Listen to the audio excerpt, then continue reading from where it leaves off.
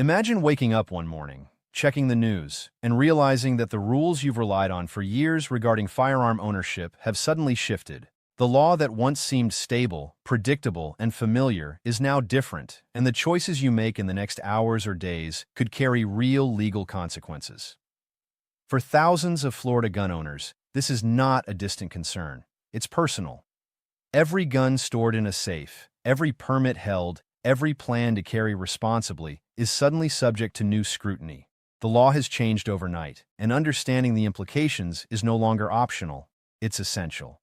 But here's the question. Do you believe these changes balance public safety with individual rights, or do they create undue risks for law-abiding citizens? I want you to think carefully and share your perspective in the comments below. The law that passed, or was amended, addresses multiple facets of firearm ownership, including registration requirements, permitted carry, and the scope of background checks. In my legal analysis, the key is not only what the law states, but how it interacts with existing constitutional protections. Florida, like every state, operates under the framework of both state statutes and the broader federal Constitution. The Second Amendment guarantees the right to keep and bear arms, but courts have consistently emphasized that this right is subject to reasonable regulation. There is a strong constitutional argument that regulations targeting unsafe practices or ensuring accountability are permissible, provided they do not effectively nullify the core right to self-defense. Historically, Florida's gun laws have evolved in response to both national trends and local incidents. From early statutes regulating concealed carry permits to more recent provisions addressing school safety and prohibited persons, the state has maintained a patchwork legal landscape. This most recent change represents a significant pivot, potentially impacting thousands of residents who previously relied on the older framework for their lawful gun ownership. Courts would likely examine these changes with reference to precedent, balancing public safety objectives against individual liberties. In practical terms, the immediate impact for gun owners includes understanding what constitutes compliance. Documentation requirements, reporting obligations, and limitations on possession may have shifted. My legal analysis suggests that even minor oversights, such as failing to update registration or maintain proper permits, could carry legal consequences. The law also intersects with federal provisions. While federal statutes already regulate aspects such as prohibited persons, firearm sales, and interstate transactions, state law can impose additional requirements. Where state and federal law differ, courts often interpret state law as a complement, not a replacement, but conflicts can arise that require careful navigation. One area of particular interest is the Second Amendment doctrine. Florida gun owners retain their constitutional right to self-defense, but courts have repeatedly affirmed that rights may be regulated to prevent harm. For example, in District of Columbia v. Heller, the Supreme Court recognized an individual right while acknowledging permissible restrictions, such as limiting firearms in sensitive locations. Similarly, this Florida law must be viewed through the lens of what restrictions are reasonable versus what would constitute an infringement on protected rights. Beyond the Second Amendment, there may be implications for other constitutional protections. If enforcement actions involve searches, seizures, or penalties that impact property rights, Fourth Amendment considerations come into play. Any procedural misstep, whether by law enforcement or the individual, can introduce legal challenges. Similarly, if the law imposes reporting or disclosure obligations, Fifth Amendment protections against self-incrimination may be relevant, particularly if penalties involve criminal liability. The real-world consequences for lawful gun owners are immediate and tangible. Those who fail to understand or comply with the changes may face fines, revocation of permits, or even criminal charges. In my legal analysis, proactive compliance is not just a matter of safety. It is a legal imperative. Law-abiding citizens must review the updated statutes, consult official guidance, and, where necessary, seek legal counsel to ensure they remain within the boundaries of the law. From a political perspective, these changes did not occur in a vacuum. Legislative debates, public safety reports, and national discourse all shaped the adoption of the new rules. Supporters argue that the amendments enhance accountability and reduce risk, potentially preventing firearms from falling into unsafe hands. Critics caution that sudden shifts can inadvertently penalize responsible owners who were compliant under previous law. Courts would likely consider these intentions, evaluating whether the law achieves its stated objectives without imposing undue burdens on constitutionally protected activity. Long-term implications include how future legal challenges might shape enforcement. Legal scholars anticipate that cases could test the boundaries of the law, particularly if ambiguities exist in definitions of compliance or permitted activities. In my legal opinion, any ambiguity will likely be interpreted narrowly, favoring protection of core rights while allowing enforcement of regulatory objectives. This means gun owners must err on the side of caution, ensuring meticulous adherence to every documented requirement. The stakes are high, but so is the opportunity for education. Understanding the nuances of this change empowers citizens to act responsibly while safeguarding their rights.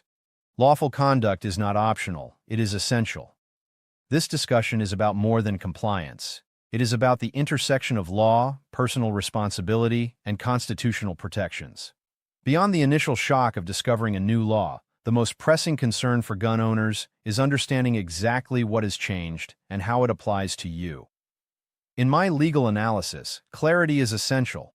The law addresses multiple areas, including firearm registration, permitted carry locations, and enhanced reporting obligations. These changes are layered on top of the existing framework of Florida statutes, which have historically regulated concealed carry, prohibited persons, and firearm sales. Understanding the relationship between past law and these new amendments is crucial because what was previously compliant may now carry legal risk. Historically, Florida's firearm regulations have reflected both national trends and localized concerns. In the 1980s, the state introduced stricter controls on concealed carry and imposed mandatory background checks for certain purchases.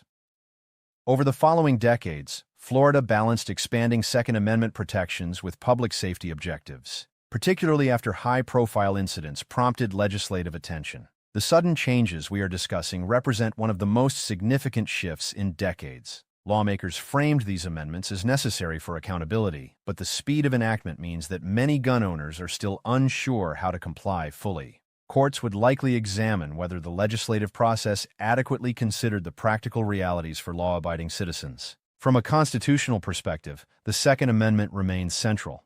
Courts have long held that individuals have a right to keep and bear arms, but this right is not absolute.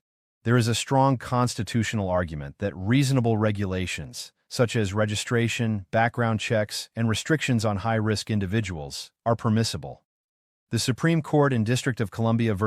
Heller affirmed that regulations aimed at safety do not inherently violate the Second Amendment, as long as the core right to self-defense remains intact.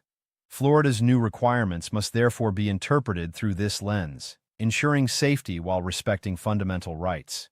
Federal law also intersects with these changes. The Gun Control Act and other federal statutes regulate firearm possession, particularly for prohibited individuals, interstate transfers, and record-keeping.